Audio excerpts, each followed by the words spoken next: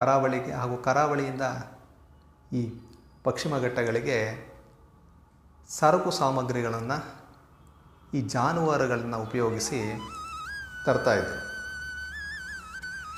ಆ ರೀತಿ ಈ ಕರಾವಳಿಯಿಂದ ಪಶ್ಚಿಮ ಘಟ್ಟಕ್ಕೆ ಬರಬೇಕಾದ್ರೆ ತುಂಬ ಈ ಜಾನುವಾರುಗಳು ಶ್ರಮ ಪಡಬೇಕಾಗಿತ್ತು. ಈ ಜಾನುವಾರುಗಳಿಗೆ ವಿಶ್ರಾಂತಿಯನ್ನು ನೀಡಲು ಹಾಗೂ ಅವುಗಳಿಗೆ ಬಾಯಾರಿಕೆ ನೀಗಿಸಲು ಒಂದು ಪ್ರದೇಶ ಬೇಕಾಗುತ್ತೆ.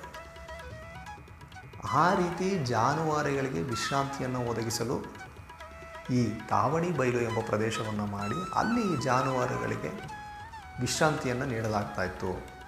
ಇಲ್ಲಿ ಇರುವಂತಹ ಆ ಪುಷ್ಕರಣಿ ಏನಿದೆ ಅದನ್ನು ಇವುಗಳ ಬಾಯಾರಿಕೆ ನೀಗಿಸಲು ಉಪಯೋಗಿಸಲಾಗ್ತಾಯಿತ್ತು. ಹೀಗೆ ಈ ಪ್ರದೇಶಕ್ಕೆ